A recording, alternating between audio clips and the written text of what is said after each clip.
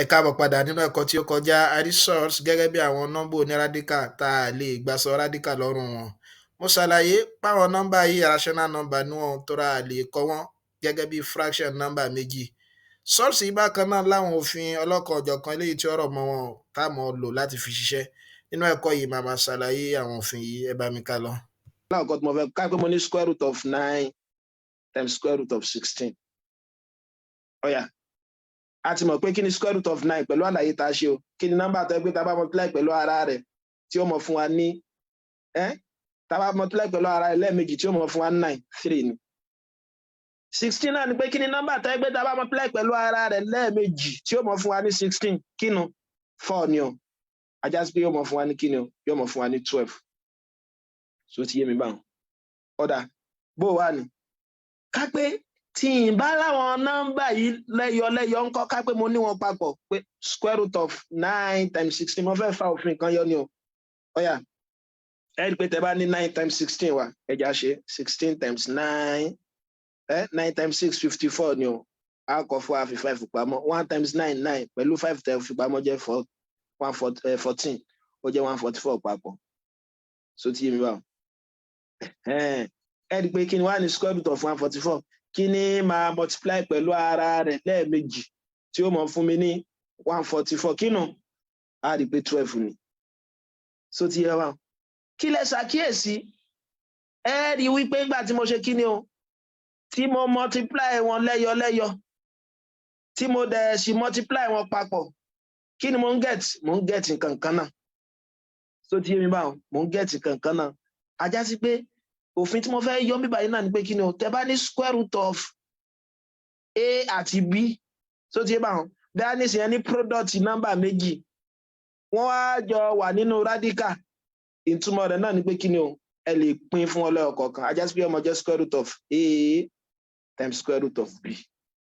Mo rò bó ti ń bá wọn, yóò mọ̀ jẹ́ square root of A times square root of B. Ṣàgbọ́yé? Pẹ̀lú òfin ajá sí pé tí n bá ní sí pé square root of 20 times 3 mo lè sọ pé kí ni o? Yóò mọ̀ jẹ́ square root of 20 times square root of 3. Ẹ dákun ẹ já di òfin yẹn mú lálákọ̀ọ́kọ́. Bó wà ní? Tó bá jẹ́ wípé mo tún nírú eléyìí ńkọ́ square root of 16 divided by square root of 9. Ẹ já wo tóun náà jẹ. Pẹ̀lú àlàyé kí ni square root of 16? Kí la bá multiply pẹ̀lú ara ẹ̀ lẹ́ẹ̀mejì tí ó mọ̀ fún wa 16? 4 ni o. Mo rò bó ti yé mi báwọn. Ó yá. Divided by kí la bá multiply pẹ̀lú ara ẹ̀ lẹ́ẹ̀mejì tí ó mọ̀ fún wa ní 9. Ẹ rí pé òun náà ni kí ni 3. Mo rò bó ti yé mi báwọn. Gẹ́gẹ́ bákan náà ẹ̀wẹ̀ tẹ́ bá ṣe wọ́n papọ̀ tẹ́ kó ọ lápò tán ipe square root of 16 over 9. So ti yé mi báwọn. Ìpínlẹ̀ náà jẹ́ square root of 16 4 square root of 9 3. Tó bá yẹ pé yẹn ò yé yín ẹ jẹ́ ń lo àwọn tó jẹ́ kó lè gera wọn. Ẹ máa gbọ́ kápá ní square root of 144 divided by square root of 9. Mo ti mọ̀ pé square root of 144 kí nù? 12 àbí? Square root of 9 dẹ̀ sì jẹ́ kí ni o? Ó jẹ́ 3. Bó ni tó bá yẹ pé wọ́n wá lápapọ̀ ńkọ́ 144 divided by 9. Mo rò bó ti yé mi báwọn. Ajá sí pé yọmọ jẹ́ kí ni o? Kí ni 144 divided by 9? Tẹ́ bá divide ẹ̀ papọ̀ ṣe pé 16 ni ó fún wa. Mo rò bó yé mi báwọn. Ṣe pé 16 ni ó fún wa. 144 divided by 9 16 ni ó fún wa. Pé 9 mi ò lá máa rí inú 14 1 okùn 5. 9 mi ò lá máa rí inú 54 6.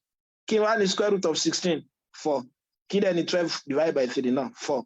Kí mo fẹ́ fàyọ̀ ńbẹ̀ náà pé kí ni o? Tá a bá ní square root of A divided by B.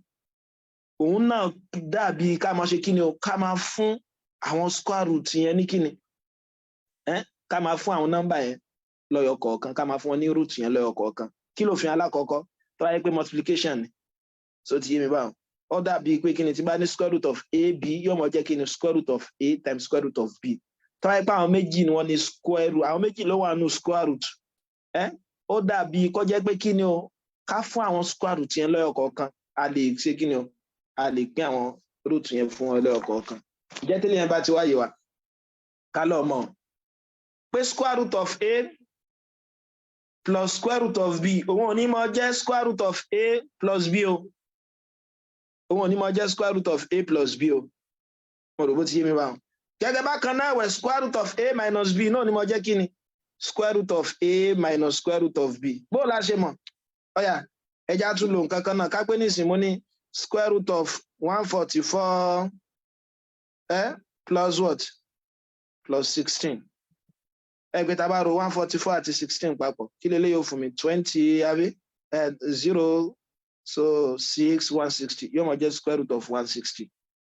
Tá bá ṣe lẹ́yọ ńkọ́ pé square root of 144 plus square root of 16. A ti mọ̀ pé square root of 144 jẹ́ 12 plus square root of 16 òun jẹ́ 4. Eléyìí jẹ́ 16.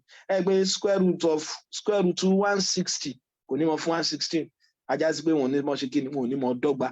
Ìyìn tí ó mọ dọ́gba tẹ́ pẹ́ lè mọ pín fún wọn lọ́yọ kọ̀ọ̀kan tẹ́ mọ fún wọn ní root lọ́yọ kọ̀ọ̀kan kí nìyẹn o? Multiplication àti kí ni o? Àti division. Kò ní mọ ṣiṣẹ́ fún addition, kò dẹ̀ ní mọ ṣiṣẹ́ fún subtraction. Ìgbà tí ó mọ ṣiṣẹ́ fún addition àti subtraction tẹ́ mọ rò wọ́n papọ̀ nígbà tó bá yẹ kí wọ́n bá jọ ṣe kí ni o? Tí wọ́n bá jọ ní nǹkan kan náà, tí wọ́n jọ ní coefficient kan náà. Bó ti yé mi báwọn, tí wọ́n jọ ní coefficient kan náà. Gẹ́gẹ́ bí àpẹẹrẹ nísìn, tí n bá ní square root of 1 àbí kí n sọ pé 2 root 3 plus 5 root 3. Ẹ rí pé mo ti mọ̀ pé kí ni? Ṣé root 3 plus root 2 ṣé yóò mọ̀ fún mi ní root 5 pẹ̀lú àlàyé iṣẹ́ ipá ti mọ̀ pé òun ò ní mọ̀ jẹ́ root 5. Ṣùgbọ́n root 3 2 root 3 ìtumọ̀ eléyìí ni pé root 3 méjì plus 5 root 3 root 3 márùn.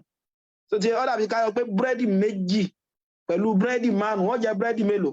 Wọ́n jẹ búrẹ́dì méje. So ajá sí pé lẹ́yìn náà mo jẹ́ kí ni o 7 root 3. Mo lè gbẹ mọ ìyàtọ̀ bẹ̀. Inú nígbà yìí sọ́ọ̀dì kan náà ni wọ́n jọ ní. Nọ́mbà kan náà ní bẹ́ẹ̀nu rádíkà. Ìta máa rò pọ̀ tó bá ti jẹ́ pé nọ́mbà kan náà ní bẹ́ẹ̀nu rádíkà tá a fẹ́ mọ rò wọ́n papọ̀ òun náà ni pé kí ni o coefficient wọn lẹ́ẹ̀mọ rò pọ̀. So ajá sí pé lẹ́yìn ní sí ohun a root x plus b root x kí ni yóò mọ fún wa? Yóò mọ jẹ́ a plus b root x. Gẹ́gẹ́ bẹ́ẹ̀ náà ni fún subtraction náà. So ó ṣiṣẹ́ fún subtraction bákan náà ẹ̀wẹ̀ pé a root x minus b root x root s a root s b yóò mọ jẹ́ kí ni o a minus b root x. Mo rò bó ti yá báwọn. Ẹ dákun ẹ jẹ́ ká di òfin yẹn mú. Bó wà ní? Àgbẹ̀ bá ní square root of a times square root of a. Ẹ mọ́ dára yín láàmú a ní ọmọ jẹ́ o. So ti yá báwọn. A ní ọmọ jẹ́ tá bá débi rationalization máa máa ṣàlàyé. Òun náà ni pé kí ni? Tí rational number méjì bá tí surd méjì bá multiply ara wọn. Mo bó ti yá báwọn. Tó jẹ́ pé tó wà ní radical yẹn rational number náà ni tẹ́lẹ̀. So ti yóò mọ̀ fún wa ní rational rational padà. So ti yá báwọn yóò mọ̀ fún wa ní rational padà. Bó ṣe jẹ́ bẹ́ẹ̀ lẹ́yìn pé tá bá ní square root of 9 times square root of 9. Pẹ̀lú òfin tá a ti mọ̀ tẹ́lẹ̀, a ti mọ̀ pé kí wọ́n tó split wọn ní méjèèjì báyìí, wọ́n jọ ṣe kí ni wọ́n jọ wà papọ̀ pé square root of 9 times square root of 9, àbí? So eléyìí máa jẹ́ square root of kí ni 9 times 9? 81. Kí dẹ̀ ni square root of 81? 9. Òrùbó ti ń bá wọn. Ajá sí pé root Lukgaf times root Lukgaf kí ni ọmọ jẹ́? Lukgaf.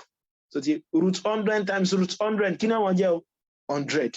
Mo rò bó ti yá bá wọn. Ẹ dákun gbogbo àwọn òfin tí mo fẹ́ kí ká gbọ́yé dáadáa nìyẹn. Gbogbo àwọn òfin tí mo fẹ́ ká gbọ́yé dáadáa nìyẹn. Kí lòfin alákọ̀ọ́kọ́?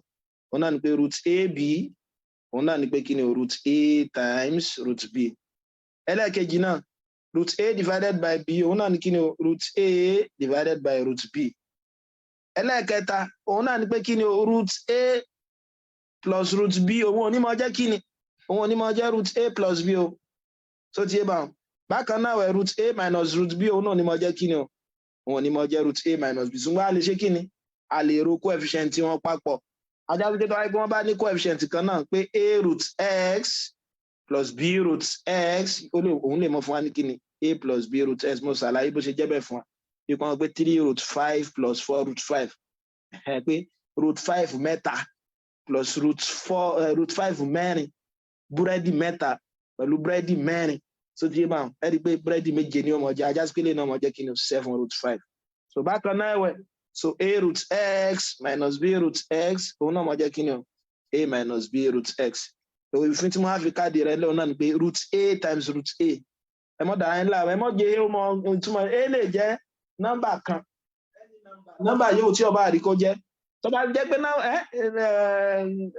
tí sọ́ọ̀dì kan náà lẹ fi multiply ara wọn ẹ mọ̀ ṣe kí ni yóò mọ̀ gba aṣọ lára sọ́ọ̀dì yẹn yóò mọ̀ fún wa ní a yóò mọ̀ gba aṣọ lára rẹ̀ yóò mọ̀ fún wa ní a